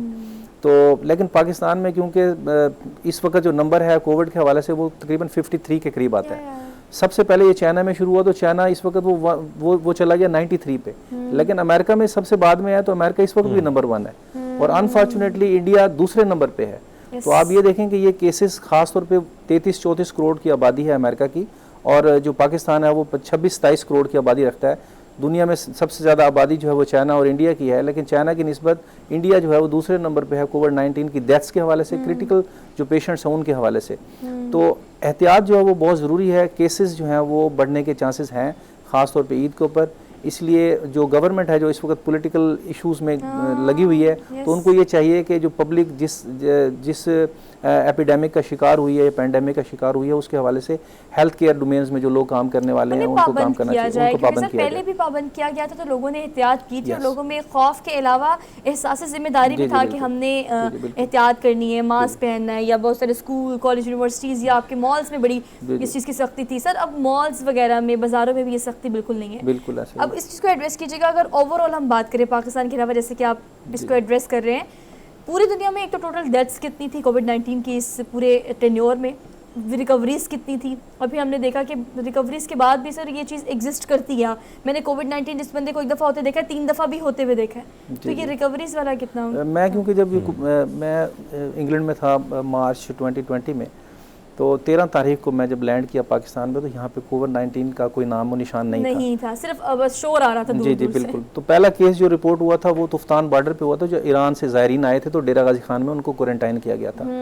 तो उस वक्त फिर तमाम वाइस चांसलर्स जो थे मेडिकल यूनिवर्सिटीज़ के, हम लोग गवर्नर सफदर साहब थे उस वक्त पंजाब के, वहाँ इकट्ठे हुए तो मुशावरत की। तो हमने सबसे पहली जो चीज़ प्रपोज की थी वो ये थी कि जो हेल्थ केयर वर्कर्स हैं उनको प्रोटेक्ट किया जाए, और जो OPDs हैं उनको बंद की जाए, जो माइनर जो सर्जरीज हैं उनको स्टॉप किया जाए, और मेजर सर्जरीज को भी एक SOPs के तहत जो है वो ऑपरेट किया जाए। पूरी दुनिया के अंदर 684 के करीब जो है वो केसेस, 84 मिलियन जो है केसेस जो हैं वो हुए हैं, उनमें से तकरीबन कोई रिकवरी जो है वो 657 की हुई है। तो 6 million deaths already, about 6 to 7 million deaths पूरे दुनिया के अंदर जो हो चुकी हैं। अगर हम पाकिस्तान की बात करें, जो 2020 मार्च में केसेस यहाँ पे नहीं थे, तो इन 2.5-3 सालों में, यानी कि 2 साल और 9 महीनों के दौरान जो है 1.6 मिलियन के करीब जो है वो केसेस हुए हैं, जिसमें 30,000 लोग जो है वो लुक़्मा अजल का शिकार हो चुके हैं। तो आप, लेकिन अच्छी बात ये है कि पूरी दुनिया में पाकिस्तान एक ऐसा मुल्क था जहाँ पे रिकवरी के जो केसेस थे वो बहुत ज़्यादा थे, because of our precautions, because of वो हमारी जो रिस्पॉन्सिबिलिटी की एक सेंस थी। हरमीत पाजी हमारे साथ मौजूद है इस्लामाबाद से। जी पाजी। जी डॉक्टर साहब, जिस तरह कोविड आया, जो तबाहकारियाँ हुई, जिस तरह हमने देखा सब कुछ बंद होता था, एक इमरजेंसी जिस सूरत हाल थी यहाँ पे भी, पूरी दुनिया में भी थी, लेकिन सर आपसे जानना चाहेंगे, अब हम देखते हैं कि उसका इफेक्ट आज भी, कई लोग अगर उसमें मुब्तला हुए थे तो कहीं ना कहीं आज भी कुछ बहुत सारी सिम्टम्स जो हैं उनमें नज़र आती हैं। तो सर आपसे जानना चाहेंगे कि इम्यून सिस्टम पर इसने इम्यून सिस्टम को कितना कमज़ोर किया है, क्योंकि जिन को हुआ है वो आज भी बहुत सारे मुख्तलिफ तकलीफ जो है उसका वो जिक्र करते हैं, कहीं ना कहीं कुछ बीमारियाँ जो है, खासकर सांस की बीमारी या फेफड़ों में मसाइल जो हैं उसका भी उनको सामना होता है। तो क्या ये रिकवर होने में फिर कितना टाइम लगता है? जी, असल में ये जो सवाल है ये बहुत खूबसूरत सवाल है, ख़ास तौर पे पब्लिक के हवाले से, जिन्होंने प्रिकॉशंस लेनी है इन स्पाइट ऑफ दैट कि vaccine has already arrived in the world's market. उसमें ख़ास तौर पे वो लोग जो एल्डरली पेशेंट्स हैं, वो कोविड-19 का ज़्यादा उनके ऊपर असरात हुए हैं, और ज़्यादातर पूरी दुनिया के अंदर लोग जिनकी डेथ्स हुई है वो भी वो लोग हैं जिनकी उम्र जो है वो 45 से 70 के दरमियान में थी। तो लिहाजा आपका सवाल ज़्यादातर रेलिवेंट उन लोगों के लिए बनता है जिनकी इम्यूनिटी बहुत डिबिलेटेड होती है या वीक होती है, या उन लोगों के बाकी जो आर्गन्स होते हैं जिनके ऊपर कोविड-19 स्प्रेड होता है बॉडी के अंदर, जैसे लंग्स हैं, किडनीज़ हैं, इंटेस्टाइन्स हैं, तो उनको इसके इन मामलात में जो है वो केयर करनी चाहिए। सबसे पहली चीज़ जो आती है वो आता है उनका लाइफस्टाइल, और दूसरी चीज़ आती है उनका फूड इनटेक। तो हेल्दी लाइफस्टाइल रखने से इंसान की जो इम्यूनिटी है वो बेहतर होती है, और साथ में ये है कि अगर वो फूड इनटेक ख़ास तौर पे उन चीज़ों का करें जिसमें एंटीऑक्सीडेंट प्रॉपर्टीज़ ज़्यादा होती हैं, जैसे कि फ्रूट्स हैं, वेजिटेबल्स हैं, इस तरह की चीज़ें खाने से इंसान की जो सेहत है वो बेहतर रहती है, और उनकी इम्यूनिटी जो है वो भी बेहतर रहती है। और ख़ास तौर पे जैसे सर्दी का मौसम आया, सर्दी के मौसम में रेस्पिरेटरी ट्रैक के ऊपर बहुत ज़्यादा इफेक्ट होता है, नमूनिया भी होता है, बैक्टीरियल इन्फेक्शन भी होती है।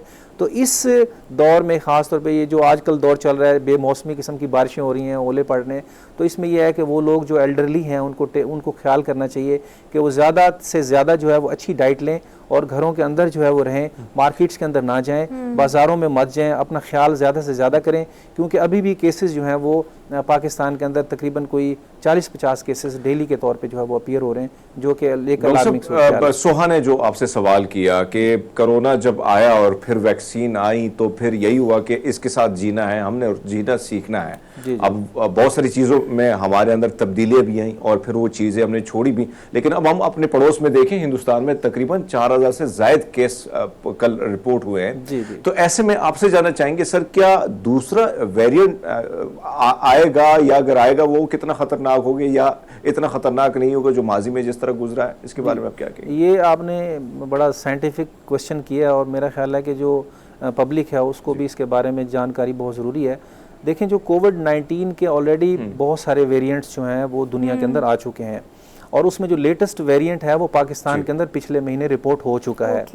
वायरस एक ऐसी चीज़ है जिसको लिविंग और नॉन लिविंग दोनों के अंदर शुमार किया जा सकता है। मेरा ये फील्ड है ख़ासतौर पर वैक्सीन डेवलपमेंट का, नॉन वायरल वैक्सीन डेवलपमेंट हम करते हैं। उसमें ख़ास तौर पे जो फाइज़र की वैक्सीन है, जो lipid solid lipid nano particles mRNA delivery system उन्होंने डेवलप किया था, तो उसमें यह है कि जो वायरल पार्टिकल्स होते हैं इनके अंदर म्यूटेशन का और चेंजेस की पॉसिबिलिटी बहुत ज़्यादा होती है। अगर एक इंसान के अंदर एक वायरस गया तो उसकी बॉडी के अंदर जाके वो इस किस्म की तब्दीलियां ले आता है कि जब वो किसी दूसरे इंसान में ट्रांसमिट होता है या ट्रांसफ़र होता है तो ये ज़रूरी नहीं है कि वो वायरस की नेचर और उसकी साख्त जो है वही रहे जो कि पहले इंसान में थी। तो लिहाजा जो वेरिएंट्स हैं उसकी पॉसिबिलिटीज़ हमेशा मौजूद रहती है और ये वेरिएंट जो है वो बायोलॉजिकल सिस्टम और उसका जो बिहेवियर टूवर्ड्स द वायरस है उस पर डिपेंड करता है। इसीलिए सख्त से सख्त और ख़तरनाक से ख़तरनाक वायरसेस का अब आने वाले दौर के अंदर आना जो है वो मुमकिनात में शामिल है। लिहाजा सबसे इम्पॉर्टेंट चीज़ ये है, आवाम को ये चाहिए कि मास्क जो है वो ज़रूर इस्तेमाल करें, ख़ास तौर पे जब वो किसी गैदरिंग में जाएं या किसी बाज़ार में जाएं या एक बहुत बड़ी मीटिंग के अंदर जो है वो जाएं, तो वो बहुत ज़रूरी है जहाँ पर लोग ज़्यादा हो ना सर। Yes. अच्छा प्रोफेसर, ये भी बताइएगा कि एक चीज़ जो हमने बीच में छोड़ दी ना वो है वैक्सीन। जी जी। अब एहतियात की तो बात कर रहे हैं कि मास्क लगा लें और आप सैनिटाइज़र यूज़ कर लें और बहुत सारी एहतियात जो हम बताते हैं, डॉक्टर्स जो हमें गाइड करते हैं। सर बहुत सारे लोग जब कोविड-19 की तादाद कम होना शुरू हुई ना तो एक बूस्टर लगवा लिया, एक वैक्सीन लगवा ली, दूसरी नहीं लगवाई, कुछ लोगों ने नहीं भी लगवाई तो उन्होंने कहा तो अब तो चला गया, अब तो कोई मसला नहीं है। ये वैक्सीन एक वाहिद दवाई थी जो कि कोविड-19 के इलाज मुआवजे के तौर पर हमारे सामने आई थी। अब अगर कोविड-19 नहीं भी है, उसके सिम्टम नहीं भी हैं, अभी भी कितना ज़रूरी है कि जो वैक्सीनेटेड नहीं है वो वैक्सीनेशन कराए। जी, आपने बड़ा खूबसूरत सवाल किया। आपको याद होगा कि जब पोलियो वैक्सीन आई थी तो उसमें इंफॉर्मेशन की बजाय, जो कि हम इंफॉर्मेशन यहाँ बैठ के प्रोग्राम में लोगों को दे रहे हैं, डिस इन्फॉर्मेशन लोगों पे ज़्यादा इम्पैक्ट करती है। बिल्कुल ठीक। जैसा कि ट्रंप ने एक पॉलिटिकल स्टेटमेंट दी कि हाइड्रोक्लोरोक्विनोलोइन जो है वो यूज़ करें, तो लोगों ने क्या किया, वो दवाई खाना शुरू कर दी। बाद में दिल के जो मरीज थे उनको ये मसाइल होना शुरू हो गए कि वो फौत होना शुरू हो गए। फिर सना मक्की लोगों ने इस्तेमाल की, वो पाकिस्तान की सारी जड़ी बूटियां जो है वो चाय बना के पी के खा गए। सना मक्की जो है उसका कोविड-19 की ट्रीटमेंट से कोई ताल्लुक नहीं है। जिन लोगों ने ली तो बाद में पता चला कि उनको जो है वो पेचेस लग गए हैं, डायरिया हो गया है, जो है इस मोशन लग गए हैं, तो उनको फिर इंटेस्टाइनल इश्यूज हो गए। जो आपका क्वेश्चन है उसके हवाले से ये है कि ज़्यादा से ज़्यादा लोगों को अवेयरनेस होनी चाहिए, इन्फॉर्मेशन जो है उनको मिलनी चाहिए, गाइडलाइंस मिलनी चाहिए और इस बात को उसी तरह से सीरियस लेना चाहिए थे जब डिजीज़ जो है वो प्रेवलेंट थी, यहाँ पे अवेलेबल थी। अब यह है कि हुकूमती सतह के ऊपर भी वो मेजर्स नहीं लिए जा रहे, वो इन्फॉर्मेशन या प्रोग्राम्स भी नहीं हो रहे। बल्कि मेरी शिकायत यह है कि आप लोगों से, मीडिया से, कि मीडिया वाले उन दिनों में बहुत ज़्यादा प्रोग्राम्स किया करते थे हेल्थ अवेयरनेस के हवाले से। भी तो लोग देखिए, आप मीडिया की बात करें, सॉरी मैं आपकी बात को इंटरप्ट कर रही हूँ, लेकिन आप एक और चीज़ देखें कि उस वक्त खौफ कितना बरपा था लोगों पे। किसी को कोविड हो जाता था तो बताता नहीं था, क्यों? क्योंकि उसको लगता था घर पे लेने के लिए आएंगे, एक एम्बुलेंस होगी, एक 1122 होगी, एक पुलिस की गाड़ी होगी, तो वो एक हाइप और एक जो खौफ था ना उसकी वजह से लोगों ने वैसे ही डर के एहतियात करना शुरू कर दी थी। अच्छा, साइंटिफिकली ये बात भी ठीक नहीं थी, क्योंकि मैं कोविड-19 की टीम का हिस्सा था गवर्नमेंट की, और उसमें मैंने तकरीबन कोई 1000 से ज़्यादा पेशेंट्स के ऊपर तहकीक की है और उनमें हमने कुछ डिवाइसेस भी बनाई हैं और हमने कुछ जो डायग्नोस्टिक किट्स हैं उनके ऊपर भी काम किया है। और इस वक्त मैं अपनी लैब के ऊपर फ़िलहाल भी, हालांकि कोविड-19 है, जो आपके भाई ने सवाल किया है, दोस्त ने हमारे ने, उन्होंने ये सवाल किया है कि जी फ्यूचर के अंदर क्या वेरिएंट्स आएंगे तो क्या होगा। तो इस वक्त पूरी दुनिया के अंदर, लास्ट मंथ मैंने ऑक्सफोर्ड यूनिवर्सिटी का विजिट किया, लफब्रो यूनिवर्सिटी का विजिट किया, यूनिवर्सिटी ऑफ नॉटिंघम का इंग्लैंड में विजिट किया, मैं 3 महीने इंग्लैंड में लगा के आया। तो आप ये देखें कि ऑक्सफोर्ड यूनिवर्सिटी के अंदर जहाँ पे पेंडेमिक का कोई डिपार्टमेंट नहीं होता था, उन्होंने फ्यूचर पेंडेमिक का एक डिपार्टमेंट खोल दिया है। यही बात हम कर रहे हैं। हरमीत पाजी का सवाल भी यही था कि अगर दोबारा कोविड-19 की शरह बढ़ने की बात करें, जो कि 1.37 पाकिस्तान में हो चुकी है, क्या ये वेरिएंट या इंटेंसिटी या इसके जो आफ्टर इफेक्ट्स और साइड इफेक्ट थे वही हैं जो पहले थे या ये चेंज है? इनके साइड इफ़ेक्ट्स में मोस्टली जो इनके साइड इफ़ेक्ट्स हैं वो तो रहते हैं वही पहले वाले थे। जी बिल्कुल, जैसे फीवर का होना, थ्रोट के अंदर जो है इरिटेशन होना, इन्फेक्शन होना, पेन होना थ्रोट में, उसके अलावा इंटेस्टाइनल इशू होना, डायरिया हो जाना, एब्डोमिनल क्रैम्प्स का होना, या लॉस ऑफ एपिटाइट होना, loss of taste and sense of smell का लॉस होना, ये वही है। मैं चाह रही हूँ कि आप इसको, सॉरी मैं आपको इंटरप्ट बार-बार इसलिए कर रही हूँ because I have so many thoughts और वो बहुत एक लास्ट चीज़ मैं बताना चाहूँगा, वो जो बहुत ज़रूरी है आप सब लोगों के जानने के लिए, वो ये है कि जो एक नई सिम्टम्स अपीयर हुई है वो है total fatigue of the body. Exactly what I want to ask, ये आम सिर्फ मैं जानना चाह रही हूँ कि सारे सैंपल्स या सारे जो सिम्टम्स हैं ये वो हैं जो कि आपको आम रूटीन में होते हैं? yes. सर दर्द हो गया, गला खराब हो गया, वायरल हो गया, जुकाम हो गया, स्मेल बाजुकत आपको लगता है कि फ्लू की वजह से शायद आपको किसी चीज़ की फ्रेग्रेंस स्मेल नहीं आ रही, सर ये आम रूटीन की सिम्टम्स हैं। So how we can differentiate to all those symptoms जो कि अब इस वेरिएंट या इस कोविड-19 के हैं? देखिए कोविड मुझे भी हुआ था, तो उसमें जो लास्ट स्टेज के ऊपर कोविड की जो सबसे डेंजरस जो है वो सिम्टम्स आई थी वो ये है कि 1 से 2 हफ्ते तक पेशेंट जो है वो बेड से उठ ही नहीं सकता। तो वो इमोशनलेस, एनर्जीलेस, बिल्कुल, और वो बिल्कुल यानी कि वो उसका बाथरूम तक जाना और चलना फिरना जो है वो भी मुहाल हो जाता था। आजकल जो पेशेंट्स के साथ हमारी इंटरेक्शन होती है उसमें ये सिम्टम्स बहुत ज़्यादा अपीयर होती है। उसमें यह है कि total fatigue of the body के आप बिल्कुल ही वीक हो जाते हैं और आपका खाने को भी दिल नहीं चाहता, आपका चलने को भी दिल नहीं चाहता, आपका घर से उठ के बाहर जाने को भी दिल नहीं चाहता, बात करने को भी दिल नहीं चाहता। तो ये टोटल फैटीग जो है वो बेसिकली बॉडी की that appears and which creates a problem for the quality of life of the patient. और सबसे अलार्मिंग सिम्टम यही है। तो अगर आपको लगता है कि आपकी थकान की वजह से या आपकी रूटीन की वजह से, लाइफस्टाइल की वजह से ऐसा है, तो ये नहीं है, कोई अलार्मिंग सिचुएशन भी है तो आपको इसको एड्रेस करना चाहिए। सर एक लास्ट क्वेश्चन मैंने आपसे ये करना है कि बेसिक हेल्थ प्रोटोकॉल्स पाकिस्तान में आपको पता है उस तरह से नहीं थे। If you talking about China, America, US, जितने भी ममालिक है जो कि कोविड-19 से लड़े हैं, सबसे कम बेसिक हेल्थ प्रोटोकॉल्स हमारे पास थे, लेकिन फिर भी वी फाइट अ लॉट और हमने अच्छा काम किया। अब अगर सिचुएशन की बात की जाए तो किस तरह से आप समझते हैं कि इसको मजीद उसी तरह से ओवरकम किया जा सकता है, क्योंकि फैसिलिटेशन या हेल्थ प्रोटोकॉल्स तो भी हमारे पास वैसे नहीं है। Primary and secondary health care और टर्शरी हेल्थ केयर डिपार्टमेंट्स जो हैं पंजाब के, और जो हमारा फेडरल डिपार्टमेंट है ड्रग रेगुलेटरी अथॉरिटी पाकिस्तान या नेशनल इंस्टीट्यूट ऑफ हेल्थ, उन्होंने ऑलरेडी गाइडलाइंस जो हैं वो पब्लिश की भी हुई हैं और वो गाइडलाइंस जो हैं ऑलरेडी अवेलेबल हैं। लेकिन जो इस वक्त आपका जो सवाल है उससे जो रेलेवेंट चीज़ बनती है इंसानों की ज़िंदगियों के साथ जो कि अटैच्ड है वो ये है कि उन तमाम गाइडलाइंस की एग्जीक्यूशन बहुत ज़रूरी है। उसके लिए जो पहले गवर्नमेंट इन्वेस्टमेंट कर रही थी वो इस वक्त गवर्नमेंट इन्वेस्टमेंट नहीं कर रही। जैसे पहले गवर्नमेंट जो है वो सीरियस थी इस डिज़ीज़ को लेके, अब उस तरह से वो सीरियस नहीं है। अवेयरनेस प्रोग्राम्स उस तरह से नहीं हो रहे। टेस्ट 30 लाख के करीब पाकिस्तान के अंदर परफॉर्म हुए हैं, लेकिन अब वो टेस्टिंग जो है उसके हवाले से गवर्नमेंट जो है उसे उनको फैसिलिटेट नहीं कर रही या उनकी अवेयरनेस नहीं कर रही। तो ये चीज़ जो है लोगों के लिए बहुत ज़्यादा ज़रूरी है कि इसका इनिशिएटिव जो है वो रियासत ले, स्टेट ले। तो उसके बाद फिर मीडिया का रोल आता है, फिर अवाम जो है जब उसको सेंसिटाइज आप करते हैं तो फिर अवाम भी उसके बारे में जो है वो सीरियस होती है। अब प्रॉब्लम ये है कि लोगों को जब सिम्टम्स अपीयर होते हैं तो वो टेस्ट के लिए भी नहीं जाते। क्यों? क्योंकि सर देखिए पहले टेस्ट के लिए बहुत सारी लेबॉर्ट्रीज और बहुत सारी ऐसी जगह जो कि उन्होंने मखसूस की हुई थी कि आप जाएं और फ्री ऑफ कॉस्ट टेस्ट कराएं। अब आप अगर सिम्टम महसूस करते हो टेस्ट कराने के लिए जाएं तो 7-8 हज़ार से कम का टेस्ट होता नहीं है। जी अच्छा, अब अच्छी बात यह है कि अब ना एंटीजन एंटीबॉडी टेस्टिंग फैसिलिटी आ गई हुई है। अच्छा। वो ये है कि आप एक ड्रॉप ऑफ ब्लड लें और किट पे डालें और खुद से आप सेल्फ टेस्टिंग भी कर सकते हैं। इसकी अवेयरनेस जो है वो भी होनी चाहिए, लेकिन ये टेस्ट गोल्ड स्टैंडर्ड के तौर पे नहीं लिया जाता। तो हुकूमत जो है वो फिर वो उसी तरह से वो जो स्टिक टेस्टिंग फैसिलिटी है PCR की, उसको वो कंफर्म्ड केस टेस्टिंग टूल के तौर पे, अथेंटिक के तौर पे वो जो है वो लेती है। लेकिन ये है कि कोई भी टेस्ट करें, टेस्ट करना बहुत ज़रूरी है ताकि इंसान को ये पता चले कि उसको ये कोविड का इशू है और वो किसी और के साथ इंटरेक्ट ना करे, किसी और को वो स्प्रेड ना करे, जिसकी वजह से अब ये प्रॉब्लम पाकिस्तान में हो रही है और इसकी सबसे बड़ी वजह यही है। और सर देखिए हमने कोविड के बारे में वैसे बहुत बात की है, कॉन्टेजियस है, फौरी तौर पर अगले बंदे को लग जाता है। आपको नहीं पता कि आपको कोविड अगर नहीं भी है, आप किससे मिल के आ रहे हो, वो कोविड का विक्टिम है, उसके उसने आप हाथ मिलाया, गले मिला, आप कैरियर बन गए। शायद आपको कोविड फिर भी ना हो, लेकिन आपने उसको अगले बंदे में ट्रांसमिट कर दिया, आप आगे जिससे मिलने जा रहे हैं। जी बिल्कुल। क्या अभी इस वक्त हम जो कोविड-19 के पेशेंट देख रहे हैं, जो आपकी रिसर्च है उसके मुताबिक, क्या इसके सिम्टम्स, इसका वे ऑफ क्वारंटीन और सब कुछ वैसे ही है या we have to be like more careful और लेस केयरफुल? 20 मिलियन ना दुनिया में इस वक्त पेशेंट्स हैं कोविड के, इस वक्त भी। उनमें से 99.8% जो पेशेंट्स हैं वो माइल्ड सिम्टम्स रखते हैं। यस, और ना होने के बराबर। 0.2% जो पेशेंट्स हैं वो सीवियरली इल होते हैं और उनको सिम्टम्स भी अपीयर होते हैं। जैसे मैं कुछ पेशेंट्स से मिला, 1000 पेशेंट्स पे मैंने रिसर्च की, उस पर थीसिस प्रोड्यूस किया university of the Punjab pharmacy department में। हम लोगों ने ये देखा कि बहुत सारे पेशेंट्स ऐसे हैं जिनका टेस्ट पॉजिटिव है लेकिन वो कहते हैं हमें कोई प्रॉब्लम नहीं है, we are very much fine. पहला कोविड ऐसे ही हुआ था। अच्छा, I was to like well, मुझे लगा कुछ भी नहीं है, मतलब मैं तो क्वारंटीन कर रही थी बस, दैट्स इट। तो आप उन खुशकिस्मत लोगों में हैं जिनको किसी किस्म का कोई असर नहीं हुआ और आपकी इम्यूनिटी बेहतर है। और सिर्फ ये हुआ था कि स्मेल चली गई थी या आपको टेस्ट चला गया, टेस्ट बड्स नहीं थे आपके। हाँ, अब ये कुछ पेशेंट्स में हमने देखा है कि उनको सिम्टम्स, पूरी फैमिली है, मैं एक फैमिली में गया, मैं जाता होता था तो हमारी यूनिवर्सिटी में ही एक फैमिली थी, मैं उन फैमिली में जब गया तो टेस्टिंग फैसिलिटी हम लोगों ने इनिशियली डेवलप की हुई थी पाकिस्तान के अंदर। तो एक कंपनी थी इन्वेंटर्स, उसके साथ मैं काम कर रहा था।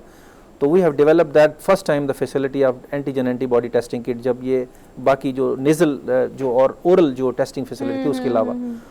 तो उस वक्त डैप ने और एनडीएमए ने उसे अप्रूव नहीं किया था, लेकिन मैं साथ लेके जाता था किट। और वहाँ पे क्योंकि पेशेंट्स परेशान होते थे, उन पूरी फैमिली में से 5 लोगों में से 2 बंदे ऐसे होते थे जिनको कोई प्रॉब्लम नहीं होती थी, लेकिन कुछ लोग ऐसे होते थे जिनकी सांस का इतना ज्यादा प्रॉब्लम था कि वो कमरे में बैठ भी नहीं सकते थे, लेकिन सबको कोविड था, पूरी फैमिली को कोविड था। ठीक है। तो इसलिए ये जो पर्सन टू पर्सन इम्यूनिटी है दैट वेरीज, क्योंकि आपका लाइफस्टाइल में भी डिफरेंट हो। आप डॉक्टर साहब एक और चीज आपने देखी होगी, आपने जो जिक्र किया कि डिसइंफॉर्मेशन और इस किस्म की चीजें हमारे माशरे में बड़ी ज्यादा हो जाती हैं, और जब कोविड आया, पोलियो आया, तो उसके हवाले से आज भी ये मिथ खत्म नहीं होती। और मैं बहुत सारे ऐसे लोगों को जानता हूं जो अच्छे अच्छे इदारों में काम करते हैं और बज़ाहिर है, मैं लिखते हैं कि भाई बहुत सारी डिग्रियां तो पढ़े लिखे हमें नजर आते हैं, लेकिन उनसे भी जब हम ये पूछते हैं तो उनमें से भी बहुत सारे लोगों ने वैक्सीन नहीं कराई। यस, और उनके पास लॉजिक ये है कि सबसे बड़ा प्रॉब्लम पाकिस्तानियों में ये है कि मर्दाना कमजोरी कहीं गायब हो जाएगी, पता नहीं दुनिया चांद पे चली गई, इनको यही प्रॉब्लम है। तो ये चीजें, बाकी बीमारियां अगर आप वैक्सीन करते हैं तो फिर आपको ये बीमारियां आप उसमें लाक हो सकते हैं।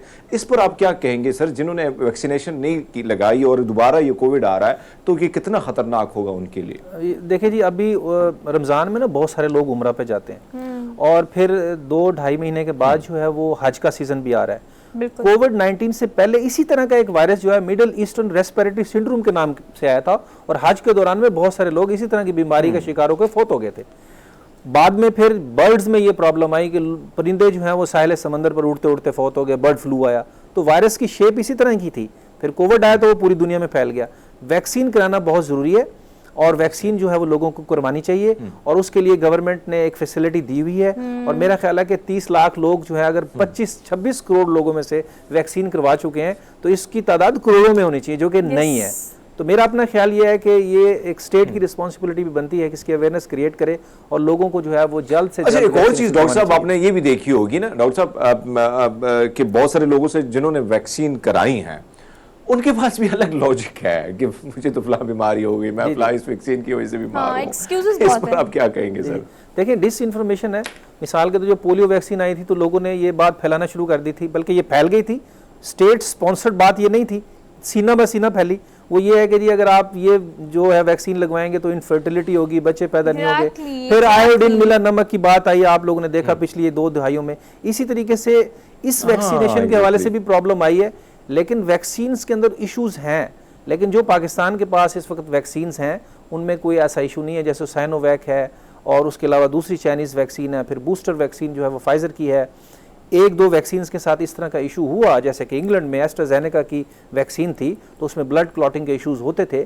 लेकिन यह है कि ये जो वैक्सीन्स हैं इसमें बहुत कम जो पेशेंट्स थे उन्होंने शिकायत की हैं, खास तौर पे जो पाकिस्तान में वैक्सीन यूज होती है। तो लिहाजा आप तसल्ली रखेंगे, पाकिस्तान में जो वैक्सीन गवर्नमेंट देती है that is very much safe. और डॉक्टर साहब आप बिल्कुल ठीक कह रहे हैं। अगेन ये वेरी करता है कि आपकी इंटरनल हेल्थ क्या है, वेरी करता है कि आपको ऑलरेडी क्या इश्यूज हैं। तो ये बहुत रेयर केसेस है जिसमें वैक्सीन के बाद आपका डैमेज हुआ है या कोई ना कोई चीज़ खराब हुई है, आपकी सेहत को नुकसान हुआ है। डॉक्टर साहब थैंक यू सो मच, बहुत प्रोडक्टिव डिस्कशन रही। होपफुली कि आपको काफ़ी हद तक इस चीज़ की क्लैरिटी हो गई कि वैक्सीन के अलावा कोई वे आउट कोविड-19 से बचने का नहीं है। तो ये आपकी इंडिविजुअल रिस्पॉन्सिबिलिटी भी है कि हुकूमत ठीक है, कंसर्न डिपार्टमेंट ठीक है, मीडिया काम कर रहा है या नहीं कर रहा, आपने अपनी जान बचानी है, उसके लिए आपको एहतियात भी करनी पड़ेगी और इलाज मुआवजे की तरफ भी जाना पड़ेगा। तो अपनी जो जिम्मेदारी है उसको ज़रूर निभाएं। हमें दीजिए इजाज़त, इंशाल्लाह आपसे मुलाकात करेंगे अब पीर को। अपना बहुत ख्याल रखिए, रमज़ान का महीना है तो दूसरों का भी ख्याल रखें। अल्लाह हाफ़िज़।